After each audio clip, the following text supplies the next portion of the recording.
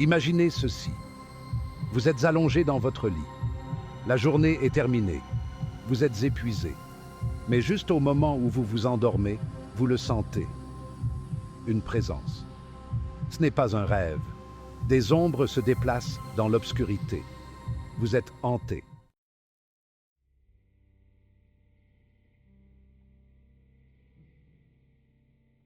Pour beaucoup, ces expériences sont mises de côté, rejetées comme des cauchemars ou expliquées comme le produit d'une imagination débordante.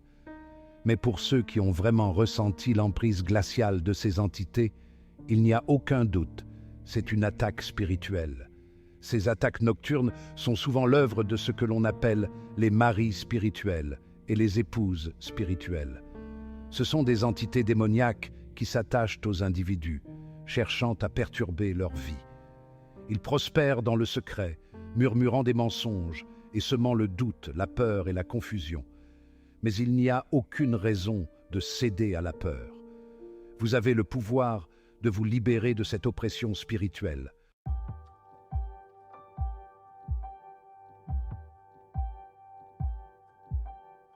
Pendant trop longtemps, ces expériences ont été entourées de secrets. Les gens souffrent en silence, honteux ou effrayés de parler. Mais il est temps de briser le silence. Il est temps de faire la lumière sur les forces invisibles qui tiennent tant de personnes captives. La connaissance est le pouvoir, et en comprenant la nature de ces attaques, nous pouvons commencer à démanteler leur emprise sur nos vies. Le premier pas vers la libération est de reconnaître la réalité de la situation. Ne minimisez pas vos expériences et ne les rejetez pas comme insignifiantes. Vous n'imaginez pas des choses. Ce que vous vivez est bien réel, et cela a un nom, la guerre spirituelle.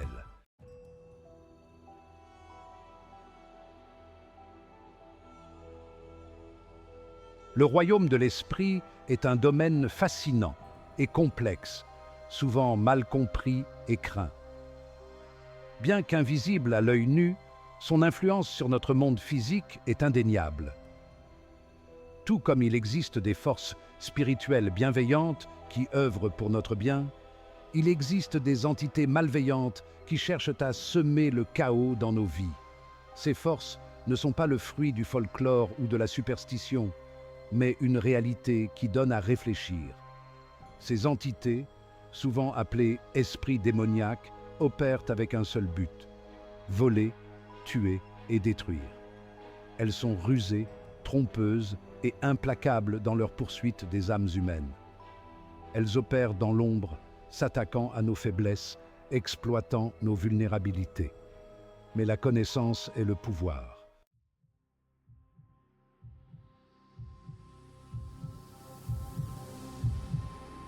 Dans de nombreuses cultures et traditions spirituelles à travers le monde, il existe le concept d'époux spirituels, des entités malveillantes qui s'attachent aux individus, souvent à leur insu ou sans leur consentement.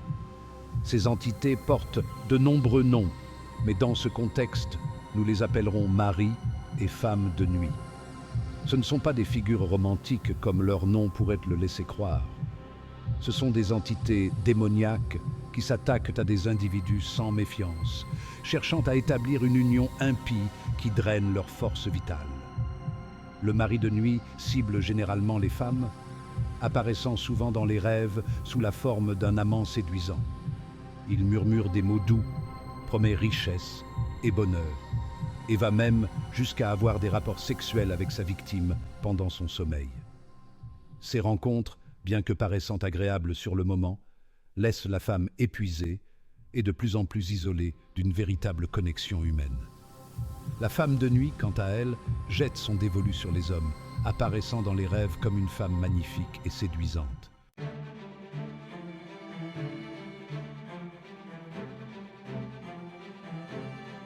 Les tactiques employées par ces maris et femmes de nuit sont aussi variées que les individus qu'ils ciblent. Ce sont des maîtres de la tromperie, apparaissant souvent comme inoffensifs, voire désirables au début. Ils exploitent nos désirs les plus profonds, nos besoins non satisfaits et nos vulnérabilités, le tout dans le but de s'implanter dans nos vies. Une fois qu'ils ont obtenu l'accès, leur influence commence lentement à imprégner tous les aspects de la vie de la victime. Les relations souffrent à mesure que la suspicion, la jalousie et l'infidélité empoisonnent la connexion.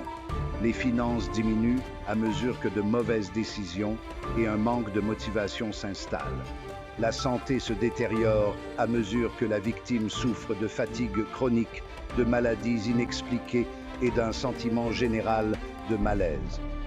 Mais la conséquence la plus dévastatrice de ces unions spirituelles est peut-être l'impact sur le destin de la victime. Ils instillent la peur, le doute et la procrastination, murmurant des mensonges qui disent « Tu n'es pas assez bien, tu ne feras jamais rien de bon ».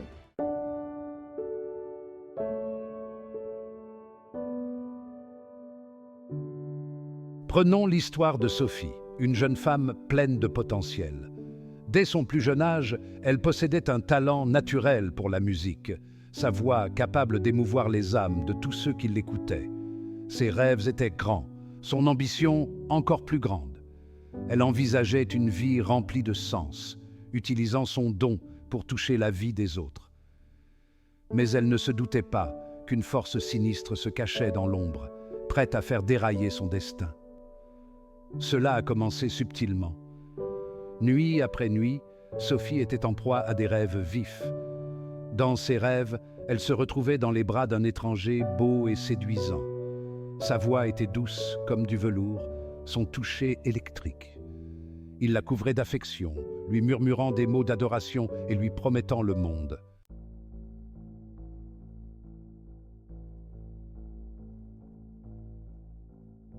Au-delà des ombres, les conséquences de ces visites nocturnes s'étendent bien au-delà du domaine des rêves. Alors que les attaques elles-mêmes peuvent se produire sous le couvert de l'obscurité, leurs effets se répercutent sur la vie éveillée de la victime. La nature insidieuse de ces attaques réside dans leur capacité à se manifester dans des domaines de la vie apparemment sans rapport. Ce qui commence comme une série de rêves troublants peut rapidement se transformer en une cascade de malheurs. Ces entités sont des maîtres de la manipulation, des experts pour tirer les ficelles du destin dans les coulisses. Mais rappelez-vous, vous n'êtes pas une marionnette.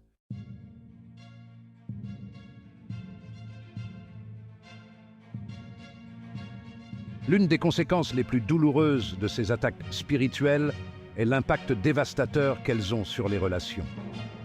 Ces entités prospèrent sur la discorde, semant le doute, la suspicion et la jalousie dans le cœur de leurs victimes.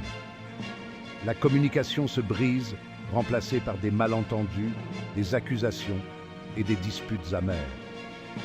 La confiance, fondement même de toute relation saine, est érodée, laissant derrière elle un gouffre de douleur, de ressentiment et de solitude. Les mariages s'effondrent sous le poids de l'infidélité, souvent orchestrée par ces entités pour semer la division entre les couples.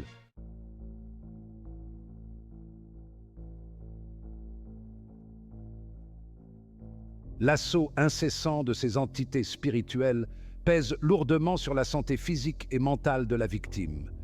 Elles deviennent prisonnières de leur propre corps, piégées dans un cycle d'épuisement, de douleur et de maux inexplicables. La fatigue chronique devient un compagnon constant, drainant l'énergie et la motivation de la victime. Des tâches simples qui procuraient autrefois de la joie ressemblent désormais à des obstacles insurmontables. Le sommeil, autrefois un sanctuaire de repos et de rajeunissement, devient un champ de bataille de cauchemars. Des maladies inexpliquées accablent leur corps, se manifestant par divers symptômes physiques. Le bombardement constant d'énergie négative affaiblit le système immunitaire.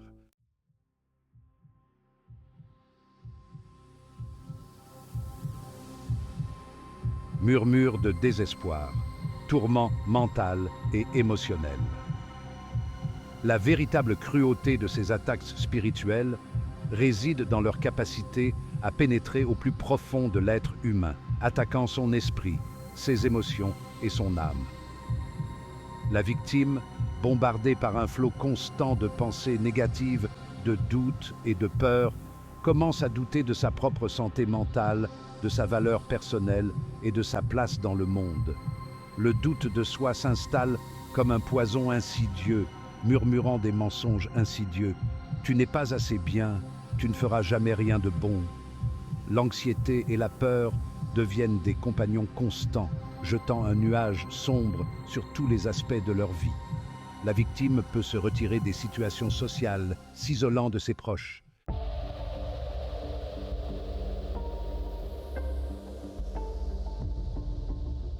Portes ouvertes, invités des hôtes indésirables. Nous devons comprendre cette vérité cruciale. Ces entités malveillantes, ces maris et femmes de nuit, ne peuvent pas simplement forcer leur entrée dans nos vies. Ce sont des êtres spirituels, liés par des lois spirituelles. Tout comme nous avons le pouvoir d'ouvrir notre cœur à Dieu, nous pouvons ouvrir inconsciemment des portes dans nos vies qui donnent accès à ces forces obscures. Imaginez votre vie comme une maison. Vous faites attention à qui vous invitez, n'est-ce pas? Vous verrouillez vos portes la nuit pour empêcher les intrus indésirables d'entrer. Le même principe s'applique dans le domaine spirituel. Nous devons être vigilants à garder notre cœur et notre esprit.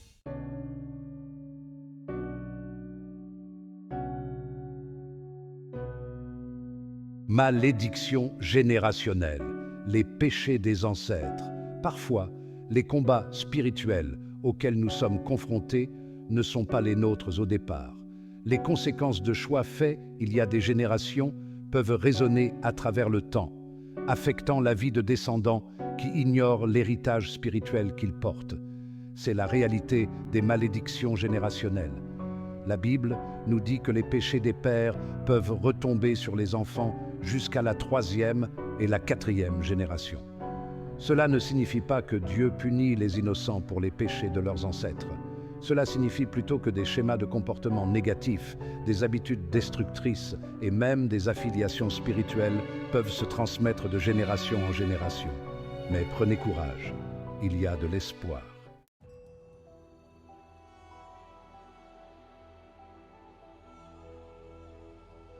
Des ténèbres aux ténèbres, l'attrait de l'occulte. Le cœur humain a un désir naturel pour le surnaturel, un désir de se connecter à quelque chose au-delà du domaine de l'ordinaire. Mais cette curiosité innée peut nous conduire sur des chemins dangereux. L'occulte, bien que souvent entouré de mystères et d'intrigues, est un jeu dangereux qui peut avoir des conséquences désastreuses. L'occulte englobe un large éventail de pratiques allant de rituels et de techniques de divination à des formes plus sinistres de magie. Toute tentative de manipuler le domaine spirituel est une invitation ouverte à l'influence démoniaque. Ces entités sont des maîtres de la tromperie, se déguisant souvent en esprits bienveillants. S'adonner à l'occulte, même avec de bonnes intentions, c'est comme jouer avec le feu. Ce n'est qu'une question de temps avant de se brûler.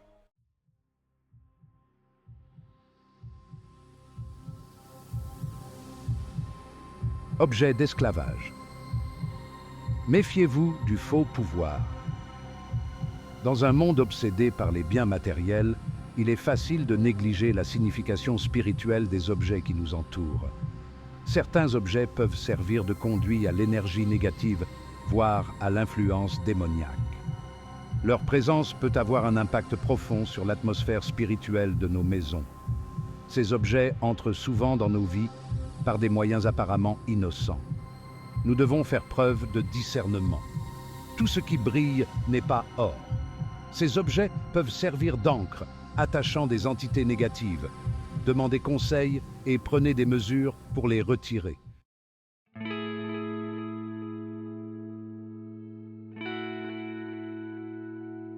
Identifier la brèche, un voyage d'introspection. Se libérer du tourment commence par identifier les brèches spirituelles. Cela exige de l'honnêteté et de l'introspection. Examinez votre propre vie. Y a-t-il des péchés récurrents ou des objets négatifs chez vous? Demandez conseil à un mentor spirituel. Dieu est fidèle et ne vous abandonnera jamais. Identifiez les brèches et agissez.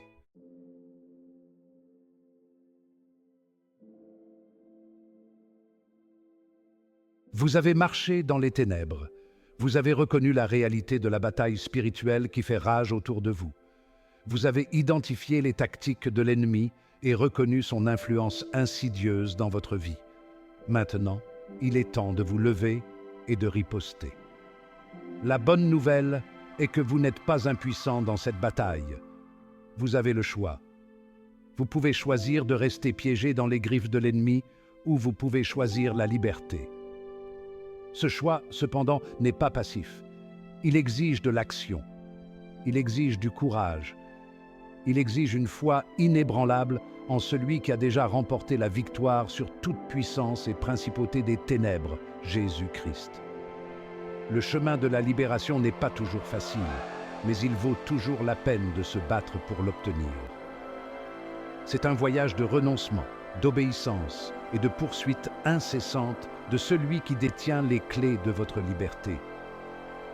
Souvenez-vous qu'il ne s'agit pas de lutter par vos propres forces. Il s'agit de s'aligner sur la puissance de Dieu, de puiser dans l'autorité spirituelle qui vous revient de droit en tant qu'enfant du roi.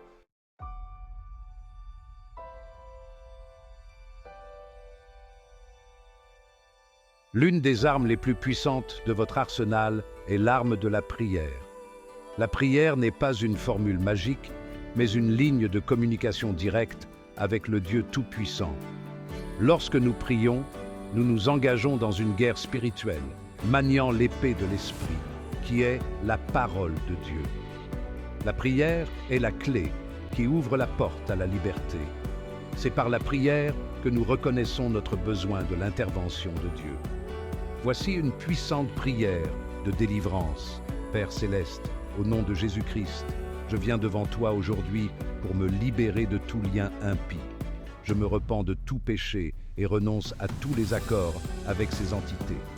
Je te commande, Marie de nuit, de me lâcher maintenant. Au nom de Jésus-Christ, tu n'as aucun pouvoir sur moi. J'appartiens à Jésus. Merci, Père, de me libérer. Au nom de Jésus, je prie. Amen.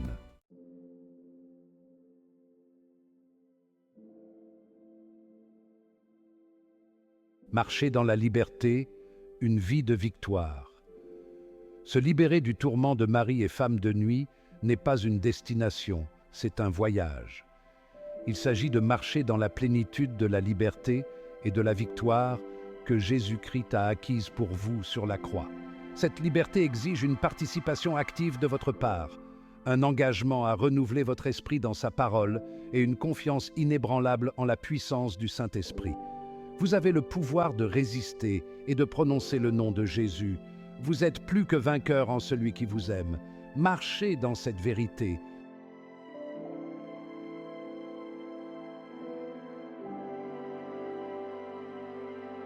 Une nouvelle aube. La nuit a été longue, la bataille acharnée. Vous avez traversé les recoins les plus sombres du monde des esprits, affrontant des ennemis invisibles et découvrant les racines cachées de l'esclavage spirituel. Mais maintenant, une nouvelle aube se lève. La lumière de la vérité a percé les ténèbres et les chaînes qui vous tenaient autrefois captifs sont brisées. Vous êtes libre. N'oubliez pas que la liberté n'est pas seulement l'absence d'oppression, c'est la présence de la puissance et de l'amour de Dieu qui transforme votre vie de l'intérieur. En marchant dans cette liberté nouvelle, vous commencerez à faire l'expérience de la plénitude du plan et du dessein de Dieu pour votre vie. Le voyage ne sera pas toujours facile.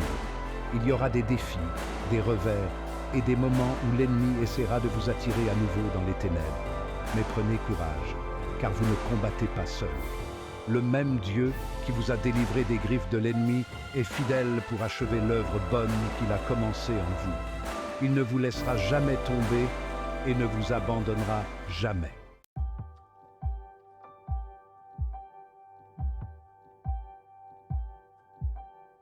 Réclamez votre liberté. N'attendez pas que la liberté vous trouve. Réclamez-la, embrassez-la, vivez-la. Chaque jour est un cadeau, une occasion de marcher dans la victoire qui vous revient de droit. C'est le moment pour vous de briller, d'embrasser les dons et les talents uniques que Dieu a placés en vous. Ne laissez pas l'ennemi vous voler un seul instant de joie, une seule occasion d'accomplir votre destinée. Si ce message a trouvé un écho en vous, si vous avez ressenti l'attrait de la liberté dans votre cœur, n'hésitez pas à tendre la main. Nous sommes là pour vous soutenir, prier avec vous et vous accompagner dans votre voyage de guérison et de plénitude. N'oubliez pas que vous n'êtes pas seul. Il y a de l'espoir, il y a la liberté et il y a un Dieu qui vous aime plus que vous ne pouvez l'imaginer. Réclamez votre liberté aujourd'hui.